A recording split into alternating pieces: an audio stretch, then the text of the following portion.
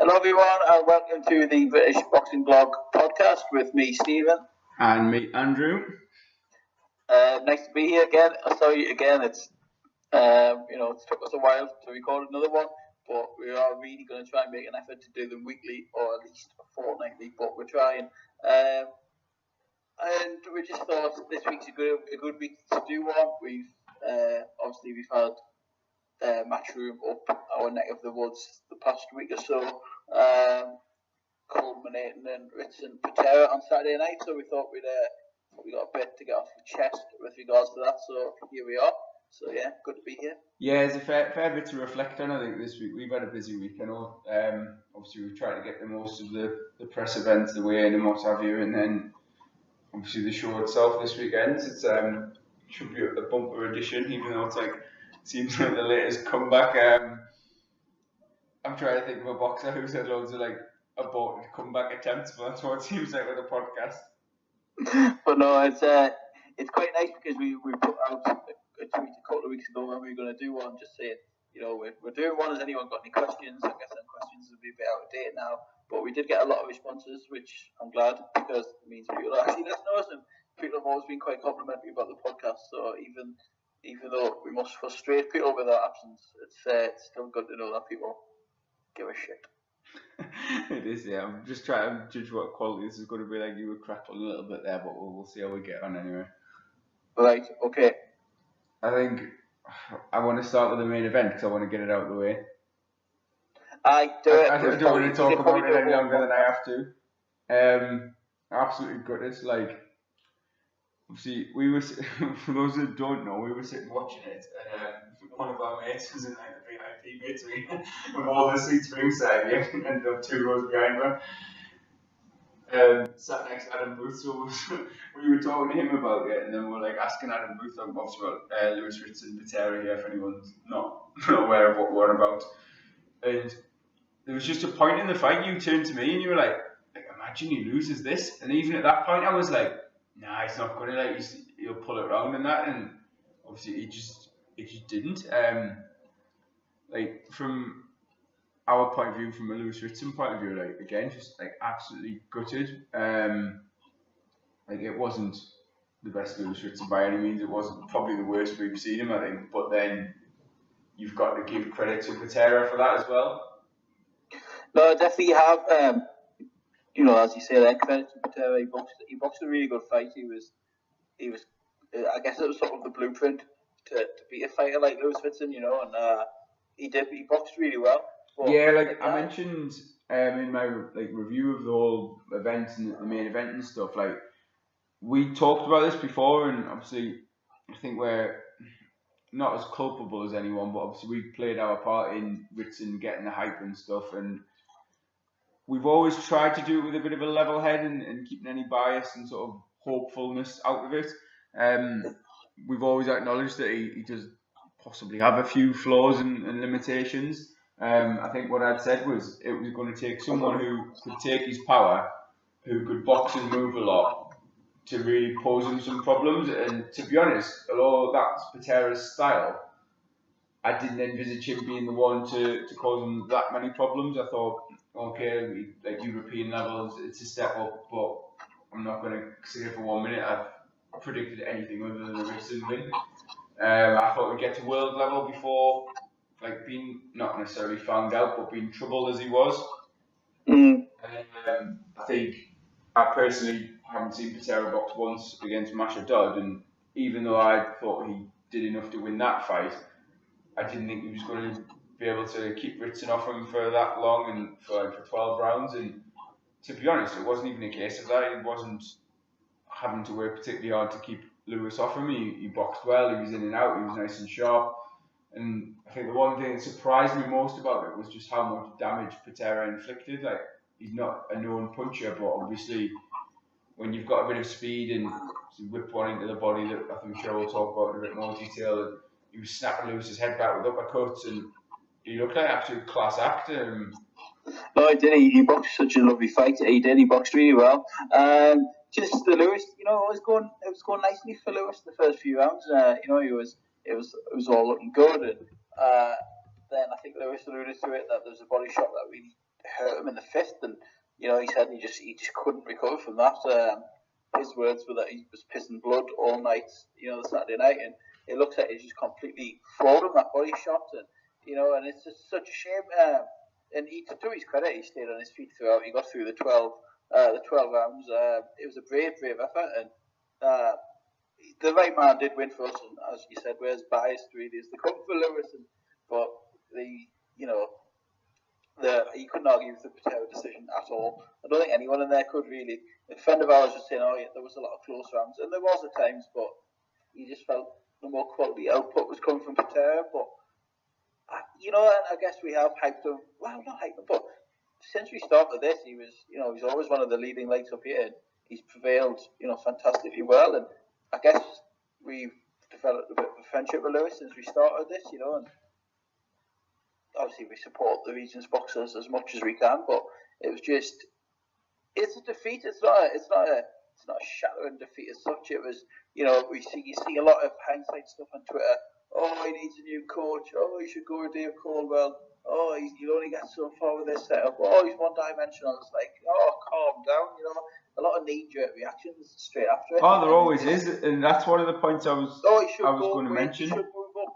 He's a big lightweight. He'll not make the weight. You're like, fucking hell, just breathe a bit. And it's a defeat, and that's all it was. It was a defeat against a good fighter, and he'll learn from it. I'm sure he will.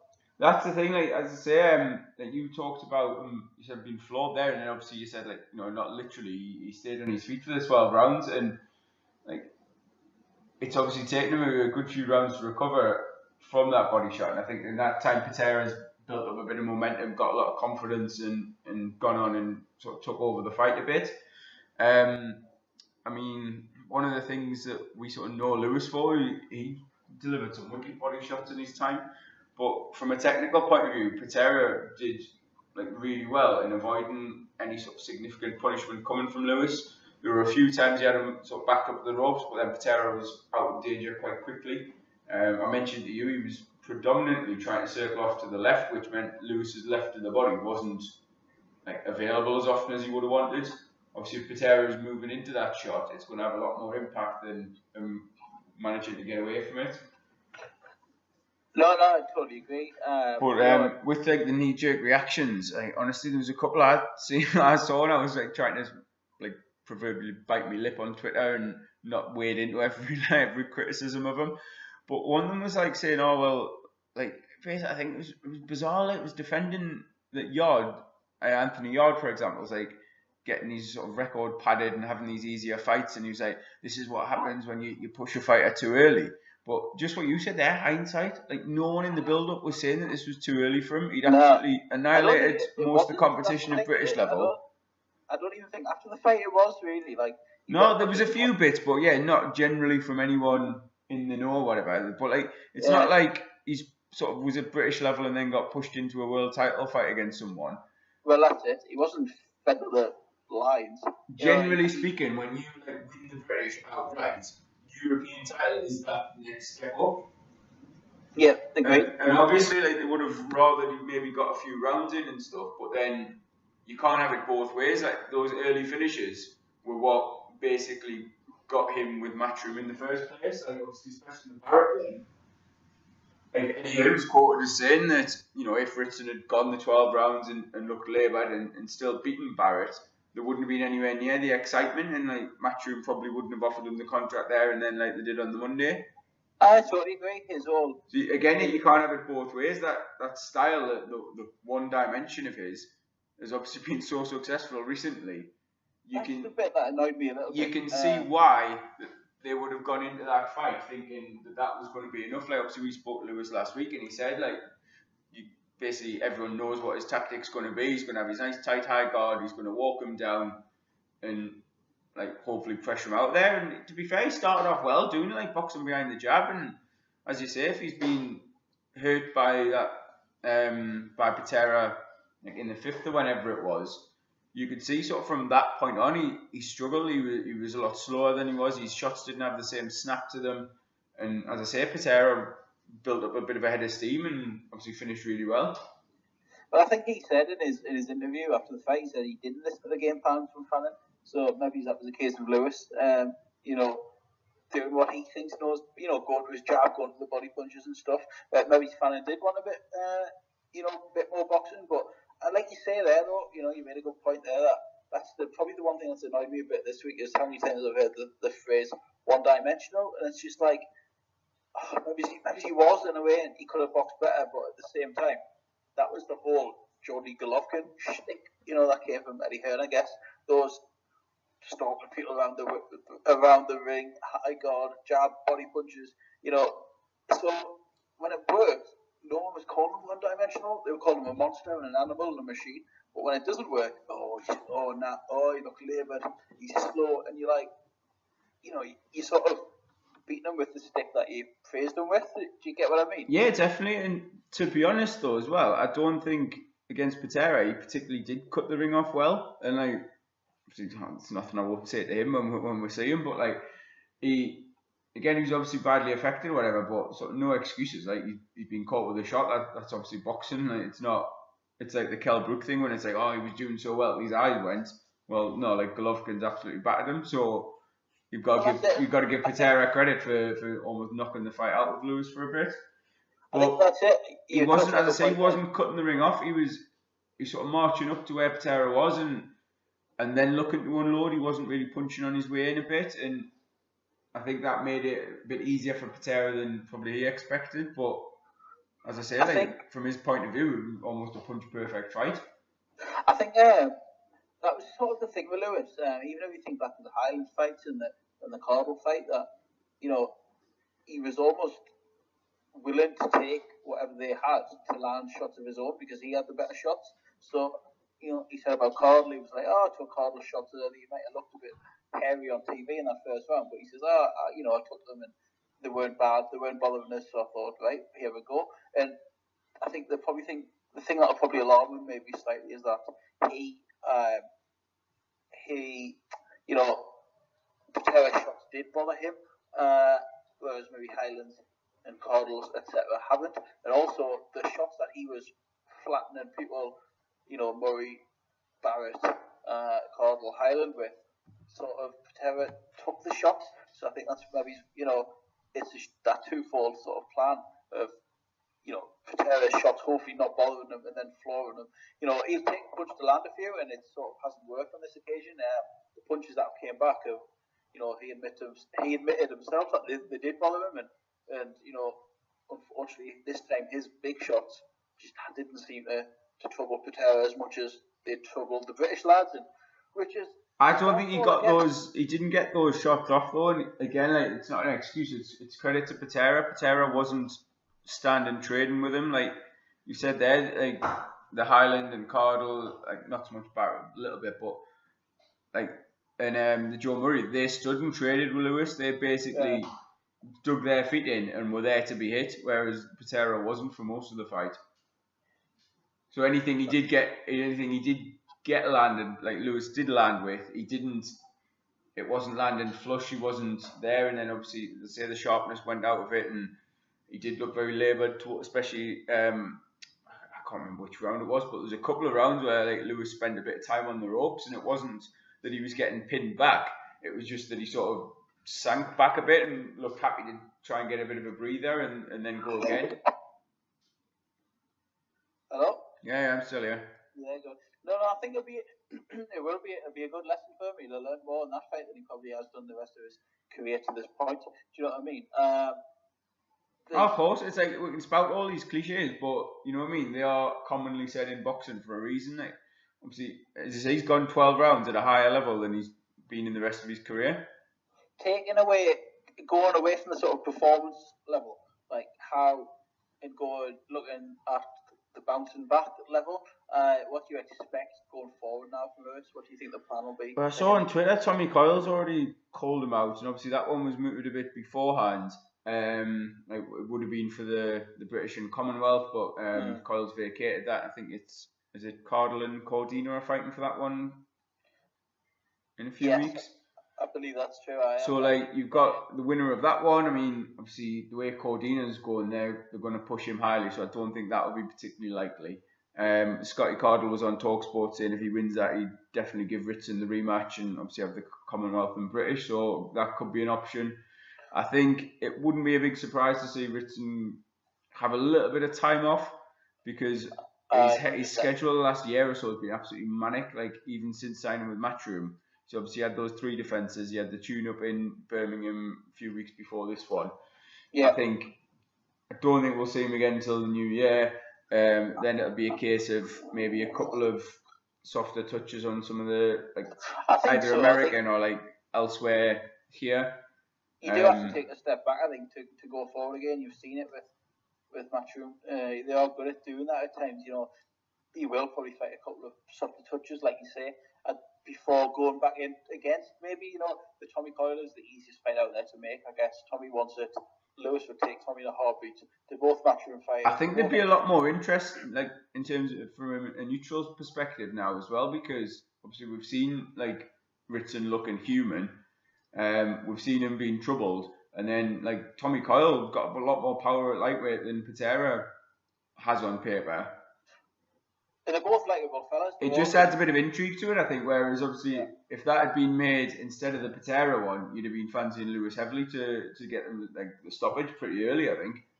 And Tommy Coyle's always in good fights, you know, and you know, taking away from the loss on Saturday, if Lewis's loss, and analysing the loss and how, you know, disappointed we were. It was actually a really good fight. If I was a neutral watching that, it was a really good fight. Someone described it as the fight of the year kind of earlier, which it doesn't sit when you're sitting at ringside and you're fully invested in that sort of fight. I haven't watched it back, so I was thinking it was all right. It was like fairly competitive. I think 8 rounds to 4 for Patera is probably fair.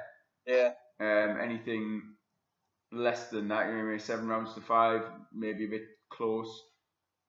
But I think, yeah, I mean, like there was a couple of times I was really worried for Lewis. Like, I thought Patera was going to get the stoppage at one point.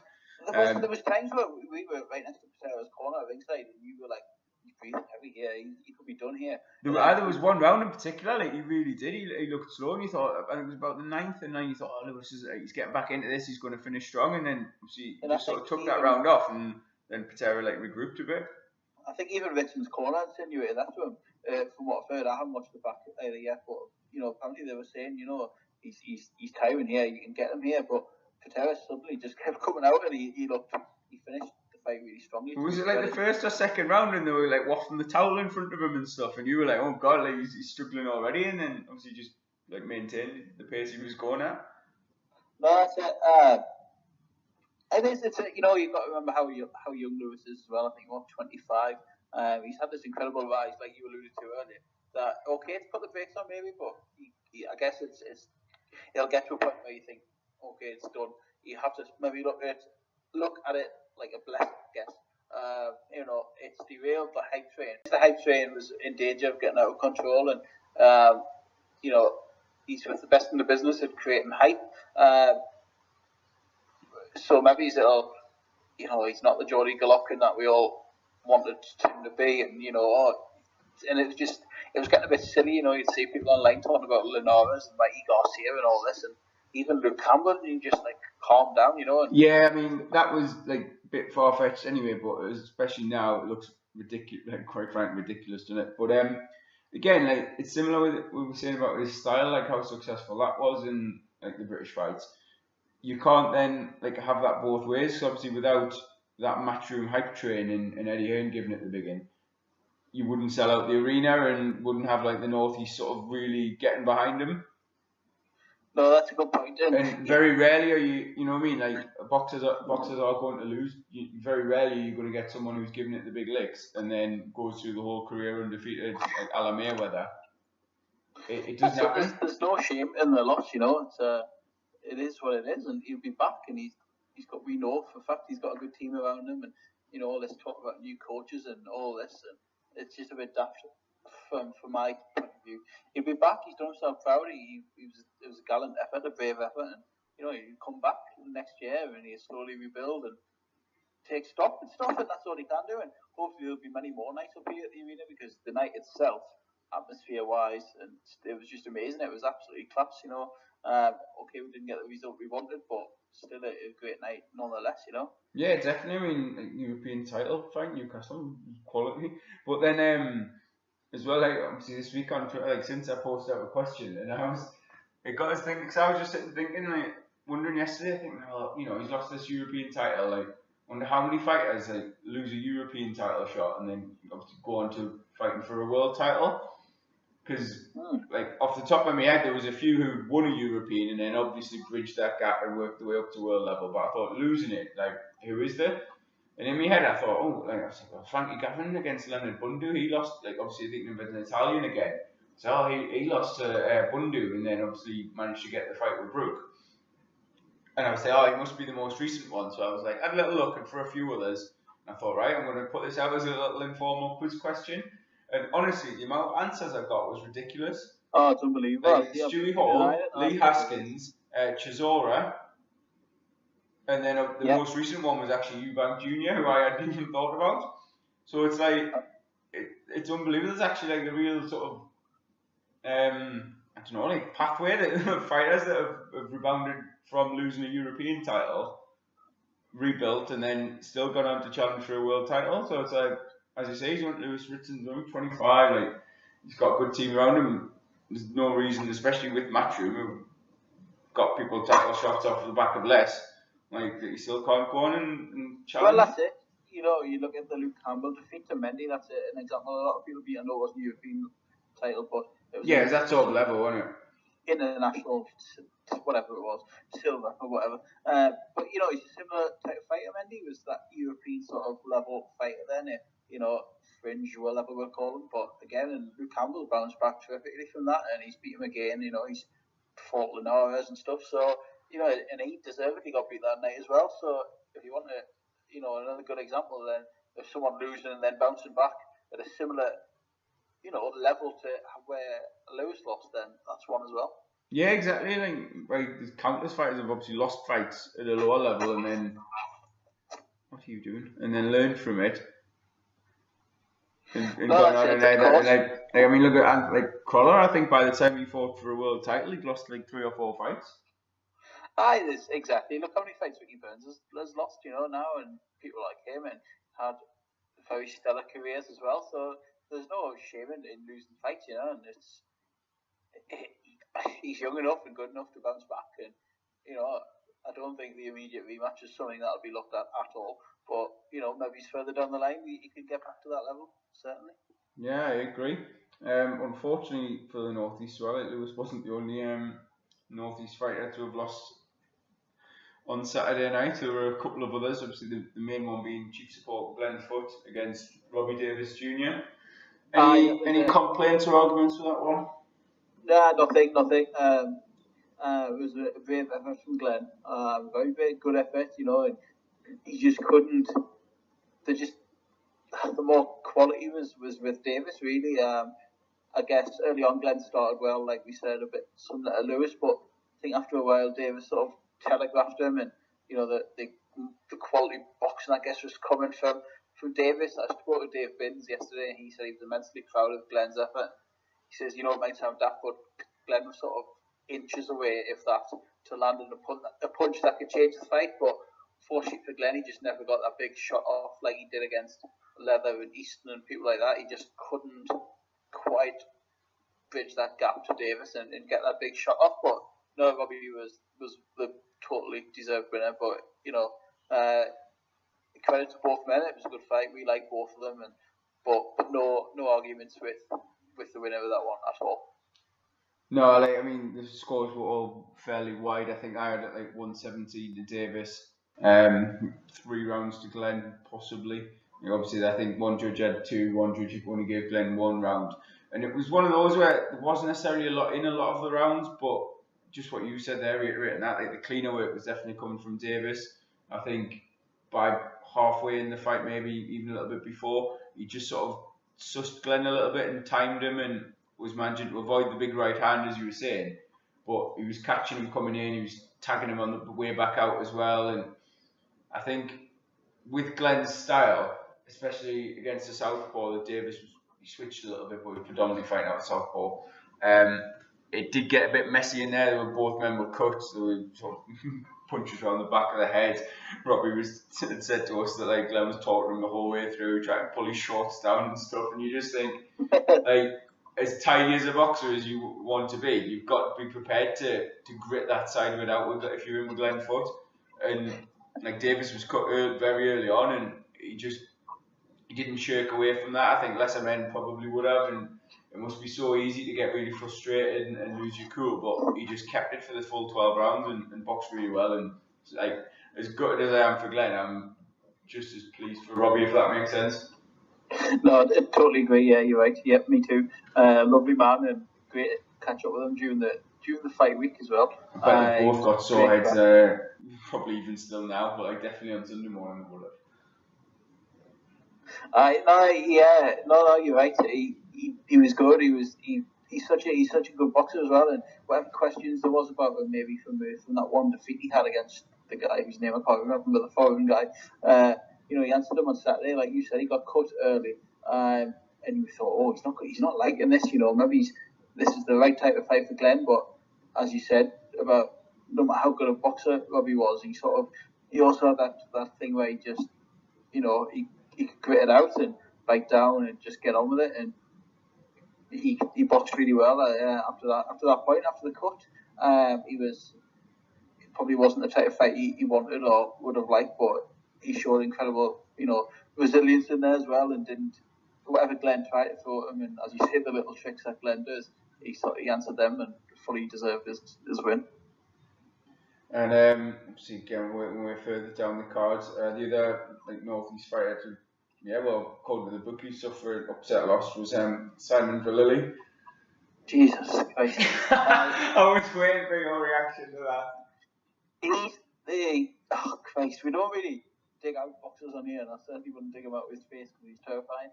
But yeah, he's the most frustrating man that's ever lived in northeast boxing. He's got the talent. We all know he's got the talent, but he just being from up here and doing what we do, you sort of hear little tidbits of stuff, and he's no longer with Imran Naeem anymore. He wasn't at the press conference. He's had a few chances now around this level, and we were at his last fight against was it Aslan and Iqbal. Iqbal. Sorry, yeah, that's the fella. And it was just, I don't know. He just frustrates you, and you see his antics in there. He's shouting, he's showboating, he's trying to get to the opposition corner, and he's getting points deducted. I was just because I don't mind a bit of that if you're having a bit of success, but he was clearly losing the fight, and it just looked like he was getting a bit desperate and trying to provoke something that wasn't really there. Like Craig Law boxed brilliantly, just stuck to his game plan. He was on some big shots, scored a knockdown earlier on with a left hook, I think it was, and like Vallily, it's all the sort of typical he's getting hit, so he's shaking his head as if saying, "No, you haven't hurt me" and stuff. But he wasn't really producing anything. He was second best though. It was hard to watch. Credit to Glover, by the way. Glover boxed he's a really good fighter. He boxed so well. He had him down early, and he just boxed a perfect fight. He was really good. It was one of my highlights of Saturday. His performance. It was class. Just to give him a bit of credit there. But as for Vallily, someone asked me on Twitter the other day, where does he go from here? And it's like, where can he go? Like, he's a Commonwealth Games gold medalist, and on Saturday he was just in that ring like a petulant kid. It was just hard to watch, and especially following his last fight. There, you said we were at the arena for the Iqbal fight, and that was another one. He was losing points for going in with a head and repeated fouling and stuff. And that one, he was boxing well, and without the points deductions, he'd have won comfortably on I think all three cards, but ended up going as a draw. And you think, well, okay, after that sort of performance where he's maybe he's made a few mistakes and maybe let his opponent off the hook a little bit. He was fortunate to get another run out on this one, and again another meaningful fight, but he sort of missed weight by I think it was 3 pounds. As you say, he's no longer with his trainer that he had been with previously, and it just seems like, well, as I said, where do you go from there? I'd be lucky to get another opportunity on a big show. So does he want to drop down? Is he willing and able to drop down to the small hall scene again and get a meaningful fight on there? But again, he's got to then build himself back up, and I think is he 32, 33 now? I think it's just, well, I say frustrating for us to watch as fans of Northeast boxing, and probably equally frustrating for him as well. I think Troy Williamson put a really good tweet out. He was just like, "What on earth happened to him?" Because he said, as an amateur, he had the world at his feet. He, as I mentioned there, he was Commonwealth Games gold medalist and stuff. But as a professional, for whatever reason, and I guess a lot of people point to his mindset. And I know he's had a few problems out with the ring, and as you say, he's gone through trainers and stuff. But is his head fully on the game? You would have to say probably not. But it just hasn't worked for him as a professional. And he's had chances now on these matchroom shows. He's boxed English title, eliminators, and it's just not working. And I've got no idea where he goes from here. Absolutely no idea. Like, I don't know who will want to touch him really after that performance without sounding really harsh on the lad. But it was poor and it just seemed a bit unprofessional all week. Not coming to the conference again. He's done that before, and I don't know. It's just no, it's just not working. And, but again, as I say, credit to Glover. He boxed really well and totally deserved that win. Yeah, definitely. Once again, so the future of Lily very much up in the air. The future of a few other lads on the card, though, pretty clear to see. I think there's a good blend of like the local prospects and some of the matchroom lads who obviously needing to get out and keep ticking over. Anyone else catch your eye in particular? I know there's a few, and I've got an idea who you're going to say. I think Joshua Boatti. I think everyone enjoyed seeing him. He was a class act at the press conference and the open workout and stuff. And a man of few words at times, but he seems a total class act in and out of the ring. He dispatched Tony Avalon. Well remembered. Extremely well. I think he did it in one, which Anthony Yard did in 6 or 7. But I know that's a lazy comparison maybe, but you're talking to Britain. It is, but it's an easy one to make. Like looking at where they both are in their careers, and obviously the fact he's fought them back to back now, it's very easy, and a lot of people will be looking at that. I think so, and I put it on Twitter today, just saying it seems like whenever one of them fights, the other name gets mentioned, and I'm sure when Anthony Yard wins on Saturday, which he will win, of course, Boatti's name will probably get mentioned. So it's like who wins, and would you like to see this fight, etc. But just going back to Boatti, it was class. He just seems there's a really really clinical performance, and I think you said to me at ringside, you were like, he just oozes class in everything he does, and you can just tell he was, some of these Olympians turn over and maybe they're not as good as you thought, but Boatti just looks completely class. And everything just looked like so smooth, and that he was in control of every little movement, and like not even just his punches, but the way he was moving around the ring and cutting it off, and just everything about it, as I say, was just a bit of class, wasn't it? No, totally. And another fighter, just along the lines of Boatti, where I said he was a class act all week, and another one who really took to the whole week again and sort of got amongst it, got involved with the region, and just seemed to absolutely love every minute of being up here and being involved in the show was Dave Allen, and topped it off with the Shearer celebration in the ring after another great knockout win for Dave, and for the Metro Arena to sing his name, he's from Doncaster, he's got no affiliation up here at all, but it just goes to show that the sort of white rhino fairy tale, which at one point people seem to be getting a bit frustrated with and sick of him, sort of thing. I think the frustration came because like people were sort of watching it, and his performances reflected the fact that he admitted he sort of didn't really care about it and stuff, and like that sort of shtick, as you're saying, like him, cutting corners in training and just being that sort of everyday normal bloke.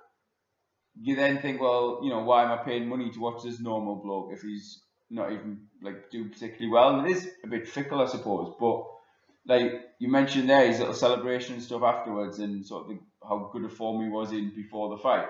But for that like little duration, obviously it wasn't particularly long. He was another one who got first round stoppage.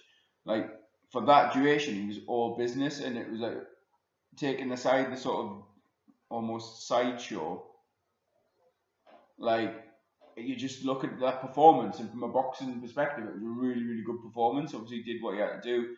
The opponent probably quite limited, but he was another one. And then along with Boatti, they both dug in a stunning little left hook to the body to finish it, and it was really like, as I say, I really enjoyed watching that one.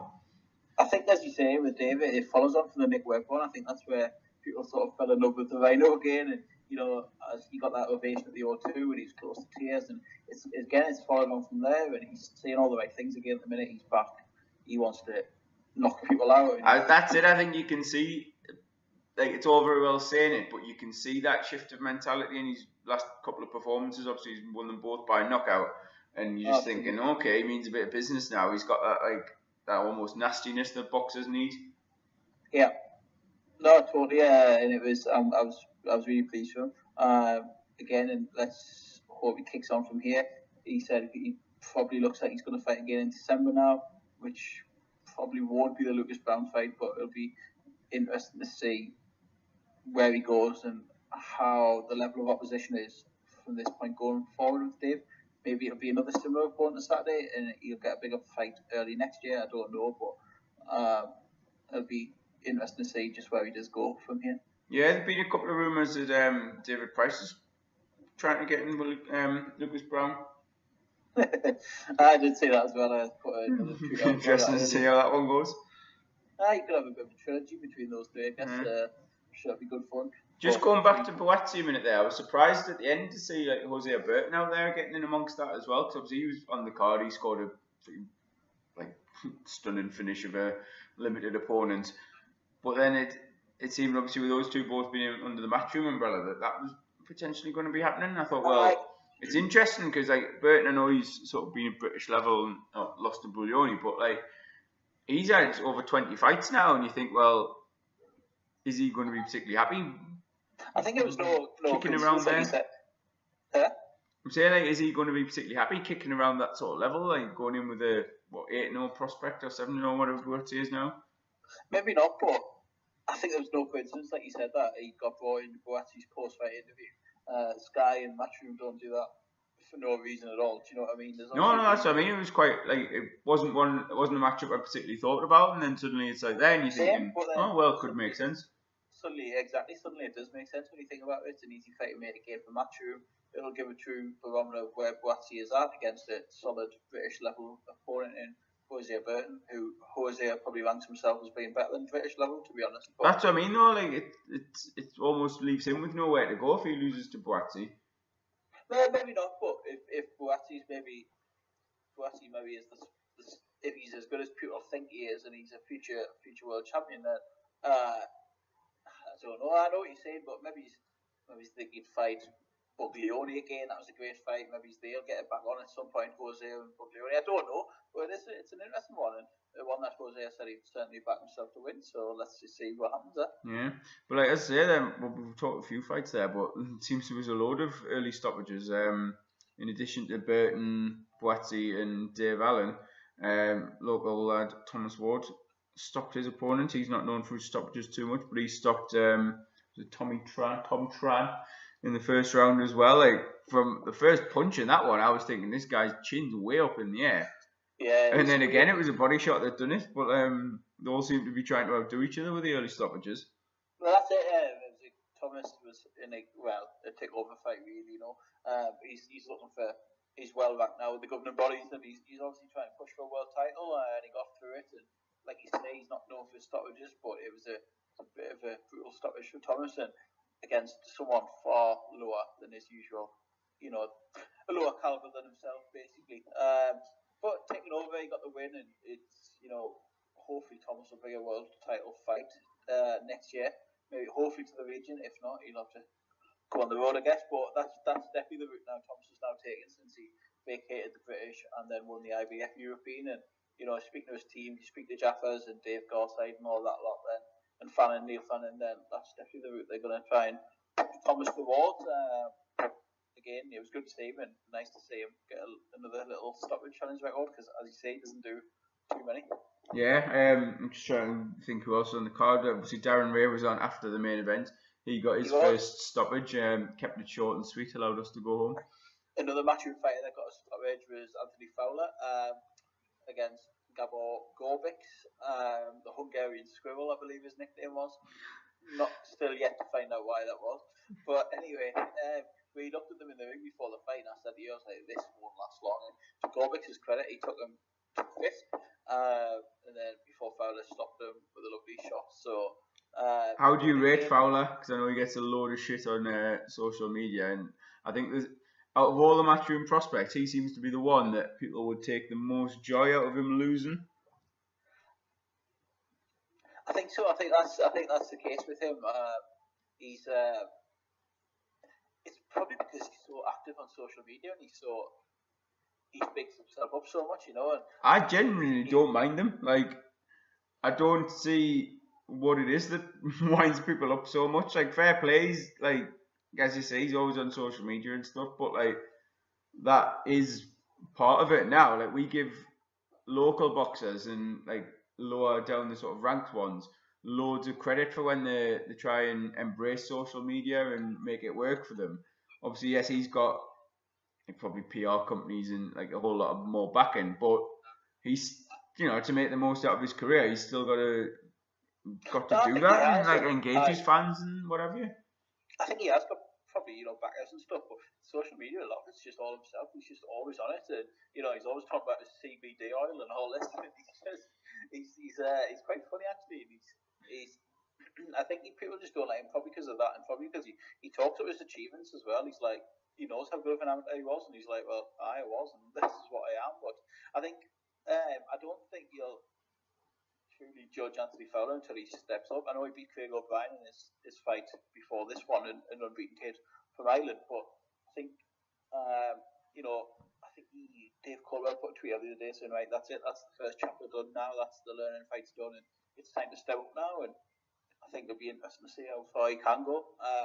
There's good fights in that division out there for him, the Fitzgerald one's been mentioned, which was a great fight to make, but I think from what Eddie said after the fight, that one's probably going to be not next, but maybe the one after that. Yeah. He was hinting heavily that they're going to take him down the Commonwealth belt, which obviously again get a title and then put him in with Fitzgerald. It makes sense really, and I'm not one for letting fights marinate in that, but like Fowler Fitzgerald, it's not a one that masses of people are clamouring for. Don't get me wrong, it's a good fight and it's one I'd love to see. But if Fowler picks up a Commonwealth belt in the meantime and then they make it happen, it doesn't really take anything away from it for me. It'll still be a good fight to watch. And then I know Ted Cheeseman's obviously knocking around at that sort of level as well. You've got like three there within Matchroom that they can just sort of match up against each other. Well, Cheeseman's fighting Byfield in a couple of weeks. He's seen Byfield. Yeah, of course. Is that the Copper Box show? On the Copper Box, which is a cracking show, by the way. He's fighting him on the 27th. So again, there's another name there in Byfield that a lot of people are, bigging up as well. So again, that's another one to look at. But there's definitely domestic tests in that division for Fowler. So it'll be interesting. It looks like he'll be back out in December. So interesting to see who he has then. But again, another fighter that was good to see in the flesh on Saturday up here in Newcastle. Still there? Yeah, I'm waiting for you to say who is this amazing fighter. No, Fowler, that's what I mean. Fowler was good. Oh, sorry, I thought you were going to name someone else. No, I said it's good to see Fowler up here in Newcastle. That was the end of the Fowler segment. All right. Well, another one I enjoyed seeing for as brief a time as we did was John Dockley, who's obviously just turned over, made his debut, and then 18 seconds later was celebrating the win. I was just about to say there, I think we've covered all the matchroom fighters now, and then you realise, the 18 seconds of John Dockley we forgot. Yeah, I think we'll be forgiven for forgetting that actually happened. It was like his opponent, Jordan Latimer, bless him, was like undefeated as well. He was 2-0 going in, and you're thinking, oh well, he's going to have confidence, but then back of your mind, even probably the forefront of your mind, you're thinking, well, they're not going to put the new signing in with anyone too much of a risk. And basically, it was like the first 2 or 3 punches he connected with put him down and out, wasn't it? I've seen a lot of people calling Latimer out on Twitter. I've seen Miles Shinkwer and Enzo Macronelli just saying, it was a disgrace. He wanted out of there straight away and stuff. But then Latimer's responded by listing his injuries and just saying, I had blurred vision, my ear went, I've been struggling. Loads of stuff. If you read his Twitter, he's sort of listed all these injuries he's suffered and about his past injuries in boxing as well. And he says he can't remember stuff from after the fight and before the fight and that. And it's just like, he just looked like a man there out of his depth completely. And He did, yeah. I mean, he did. He looked towards his corner straight away, didn't he? Like the towel came in, and he was sort of trying to get up, but it was like I think they were all quite happy that it was done, and probably Doherty's out of all of them. Doherty was probably the one most annoyed that it wasn't continuing. Well, I think, like you said on Saturday, it was sort of reminiscent of when Josh Kelly battered our friend up here, Tom Whitfield, and Tom just sort of looked for his corner as if to say, you know, like, what can I do here? Like, what's the point here, sort of thing. Why risk any further injury? And but yeah, it was good to see John Doherty up here, and he'll fight again. I think he said in November in Atlantic City, straight back up for him. Yes, I mean, obviously that's one of the perks of signing with Matchroom now, isn't it? Especially with like the USA deal, that if you want to be, you can, especially early on in your career, you can get lots of fights quick off the bat. Obviously, they're putting on shows all over the place. You can fight in some nice glamorous locations, build up your record, and then, you're looking within a year or two, being at the point that we're talking about for like Fowler and Buatsi. No, definitely. Obviously, they were Olympians in like 2016, so you're looking at that 2-year time frame. You built yourself up, and then you're ready to get in mixed for like Commonwealth titles. Obviously, Josh Kelly's got his Commonwealth.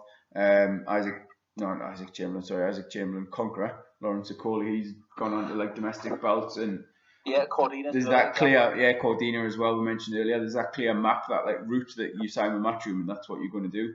And obviously, like again the USA bit now, just sort of like an added bonus, isn't it? You're getting to fight in America, and probably he's literally his second pro fight.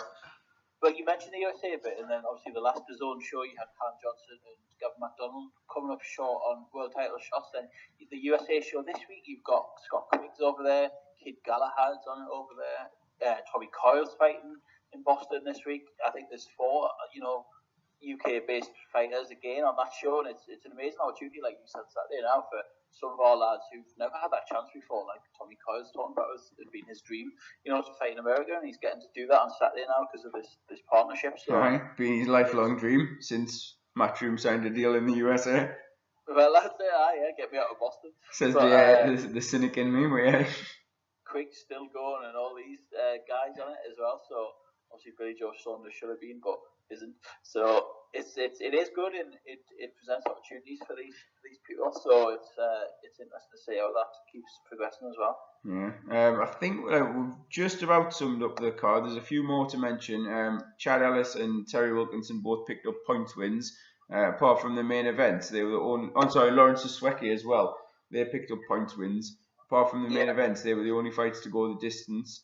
Out of the 3, I think Ellis probably, fair to say, struggled the most. His was a little bit of a war, the first fight of the night. Yeah. Terry Wilkinson, obviously training under Davey Ritson, that was probably as good as we've seen him, is that fair to say? No, 100%. I said that at the time. You'd seen him on his debut. I've seen his second fight. And then we both watched him together on Saturday, and he was class. Against Chris Holloway from Plymouth, he knocked him down. I seen him at Waiting Meadows a couple of months back, and it looked like there's a few nerves there, and he was a bit not all over the place, but he was just a bit off his game in the first couple of rounds there, because the opponent started really fast. But boxing in the arena on Saturday, he just looked really calm and measured and in control, and it was a really good performance from him. He won it handily in the end. Very good. And then similar, I'm not comparing in terms of levels, but like Lawrence Swecki, every time I've seen him, he looks a bit like effortless. He's like very slick, very skillful. He's got that sort of smooth style, and him fighting Charles Adama, who's now got like I think 10 after Saturday night, 11 losses on his record. Like career super middleweight, but obviously stepped up to light heavy for this one. Has for a couple of his fights recently. But just someone who's durable and obviously has mixed at quite a high level. Like in Lawrence's like 6th pro fight, it was a cracking little step up for him. And he boxed really well again. Like never really out of control. He's a lovely lad, Lawrence. Like you're saying, he's a good amateur as well. He's a GB podium boxer. I think he's 30 now. Like I've seen you last week, and it looks like he's trying to be, active and get going really with this management. Steve Ray as well. Just got a sponsor on board there. Solutions Recruitment have helped sponsor him as well, which will make a big difference. Sponsors can be crucial for the local lads. So, as you said, you just breeze through it, and you wonder, is the power there? Is the knockout power there? It's one stoppage from 6 fights, I think now. But for technical ability and unanimous points decisions, and he's your man. Maybe not the most eye-catching at times, but again, maybe that'll come up when he faces a challenge. And the thing is as well, like you're looking at his 6 pro fights, and he's already stepped up to like the 6-round distance. I think with his style, like the longer the fights go, the more comfortable he's going to be. As you say, he's maybe not got that like one-punch power, but if he's fighting at that sort of like not level, but like that sort of pace and tempo over a longer distance, and he can maintain it, then you might start seeing him like actually like really grinding opponents down, frustrating them, and stopping them, in the later round, like from the 6 rounds sort of onwards, possibly. No, I think it is, and we were speaking to his manager on Friday night, Steve, at the awards. And it's not for us to say the plans on here, but he does have plans in place for Lawrence for next year, maybe trying to get him into the title mix. So he's definitely one for people, national listeners and people on Twitter and stuff always ask us to name them a northeast prospect, and there's one for you to keep an eye on. Lawrence is right, certainly. And there's one other northeast prospect that probably Bomb Squad. Look, I was just going to say that probably everyone in the country is now aware of. Are you not entertained, Andrew? Oh, I was thoroughly entertained, like from the Rey Mysterio mask and sombrero. I think I prefer that sombrero to his Gucci cap. I'm not going to lie. He's such a fun lad. Joey, the Benwell bomber, Laws, according to David Diamante. Joey, kept calling him Joey, didn't he? I like that. I don't know if that was requested or what, but like, I'm not being funny in terms of like, you're making your debut or whatever, but like your 3rd pro fight, you're coming off the back of 2 stoppage wins, you're confident, your tail's up, your confidence is high. You've basically harassed Eddie Hearn on Twitter into getting you on this bill. You've shifted best part of 1,000 tickets. Like, what more do you want than, right, you're fighting at 8:45 at night live on Sky? Live on Sky, and the place went absolutely mad for him. It just erupted. It was amazing. Like you say, his ticket sales have been astonishing for that. Like, just class. Barry Hearn tweeted him the other day, and he's just living the 3-0 dream, really.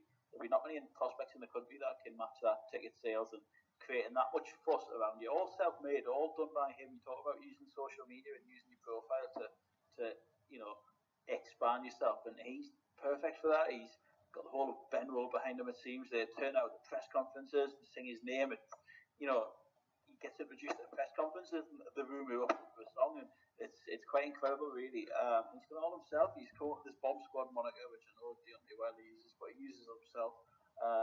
He's came up with this Country Road entrance tune. He's just absolutely flying. He's loving it. We've seen people giving him a good stick on Twitter and going, "Oh, you were reckless. You were far too many shots. You could have." And he was just like, "Oh, other words off. Like I'm here to entertain. I'm not, and that's what he is. You were at his first fight again. I was at his second, and he can be quite wild and a bit reckless, and but that's just the way he is outside of the ring, and he fights in it like he does outside of it, and it's going to be a fun ride. Where that ride goes, who knows? Like how good he is, we don't know. We probably won't know for a long time, but. That's the thing as well. Like again, he's boxed out like the Berkeley Amateur Club, and he's got like a good amateur pedigree. He's no mug. Like yes, he's looked reckless and a bit wild and that, but obviously there are some skills there. And maybe as he sort of settles into the pro ranks a little bit, he might calm down. He might not. He might just continue this like tempo. But as you say, it's going to be a fun ride wherever it goes. And I don't think. We've seen so many prospects turn over against these journeymen on the small shows and 40-36, 40-36, maybe get a little stoppage here or there. But he stopped his first 3 opponents like just through sheer like overwhelming them, like through exactly what you're saying there, like because he throws so many shots, he sets such a frenetic tempo, like. But then I think that's doing him a little bit of a disservice, especially on Saturday, because again it was like a lovely left hook to the body that dropped his opponent, and then. Like Chris Truman, obviously as brave as they come, just caught an absolute peach of a shot to the head as well. Like it wasn't fluke that he's landed those shots. It was arguably the only time in the fight where maybe after 4 or 3.5 hectic rounds, he did slow down ever so slightly, and it just meant that he got those quality shots away, and like he obviously ended the fight sensationally. That's it. And his second fight, I was at Great Meadows. He actually did box. He stopped the man again, James Gorman, but he boxed really well the first 2 rounds. And I think that was a conscious effort for him after his debut at the Summer Rumble, where you said he was pretty wild again and swinging away. But that's probably debut nerves and anticipation and stuff. But the second round, he boxed really well. The second fight, he did box well again. He can obviously box, but I think the nature of the guy is that it's just, he's not there to do time, and he's just there entertain and get people out of there, and he's doing a good job so far. And I'm sure he'll have plans. Maybe might not get out again this year. I don't know what Jaffers has got planned for him, but he's one to keep an eye on, and he's the one he's caught everyone's attention this week. Eddie Hearn, like I said, Barry Hearn, the other fighters, Dave Allen absolutely loved him.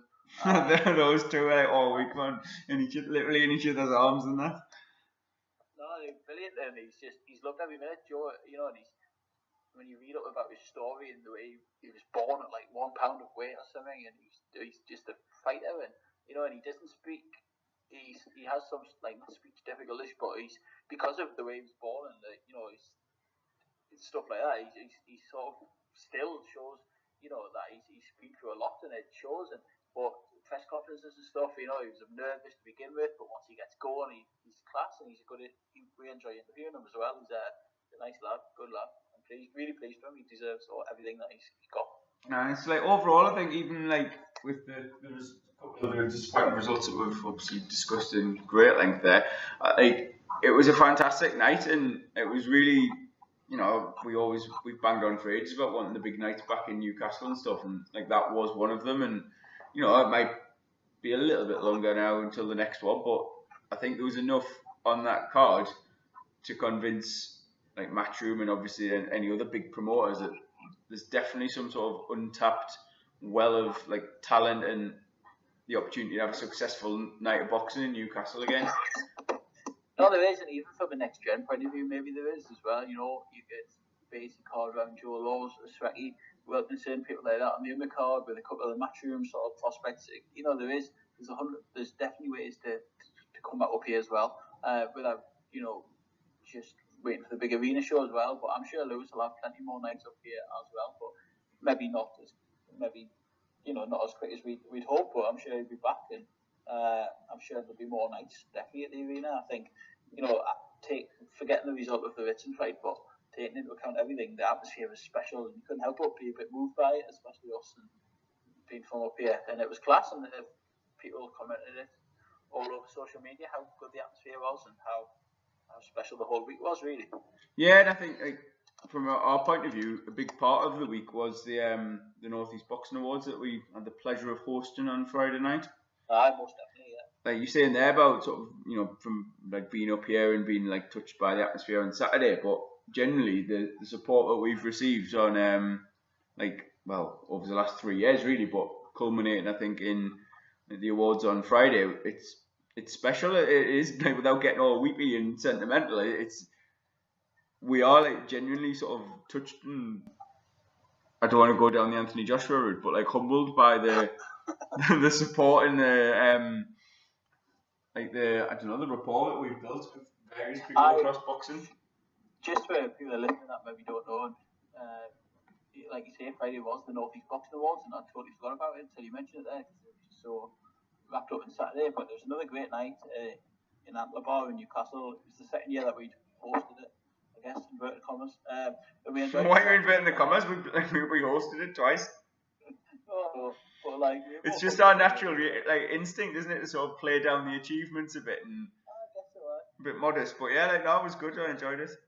We had recipients there for most of the awards. There was Joe Mafosa was Prospect of the Year. That was great. Joe made the trip from Middlesbrough. So many votes for that came in for little Joe, and it was great to see him. And we were really grateful he came, and he seemed generally made up with it as well, which was lovely. It was great to see Joe. So many other good recipients there as well. Anyone to stand out for you? Any category you want to talk about? Anyway, Phil Jeffries' presence on stage was unreal. I've known nothing like it. Promoter of the year, Phil Jeffries. But, so yeah, he was promoter as well, and then did he come up and collect another award for someone? He did. He was up. Vinci came and got Neil Fines for trainer of the year as well.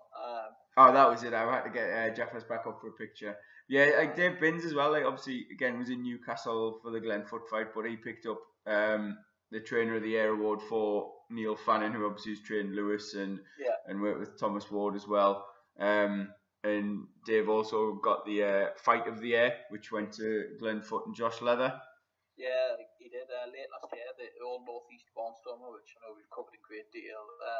But Dave came and collected that on behalf of Glenn and Josh, who sadly couldn't make it. And obviously Glenn was otherwise engaged at the Saturday show, but it was great for people to come along. Dave and, they were staying in Newcastle at the Crown Plaza. It was horrendous weather on Friday night, but they came over to the awards at Antler Bar, and honestly, their presence made a great deal. Davey Ritson collecting the award on behalf of Lewis was class, Yeah, obviously we caught up with the North East Referee of the Year again, Ron Kearney, on Saturday.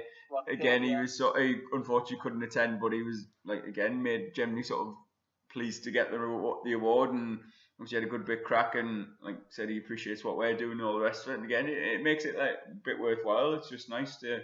You can pass that over to him on November 24th. Yeah, I'll be seeing him then. Another in the one that sort of really warmed my heart, I guess, was the John Lewis Dickinson one. He got the sort of special award, lifetime achievement, service to boxing, whatever you want to call it. He got that one, and it was someone we pushed for really. Not too long ago, retired. But yeah, he came along on Friday, and he's such a good laugh, such a good interview, good company.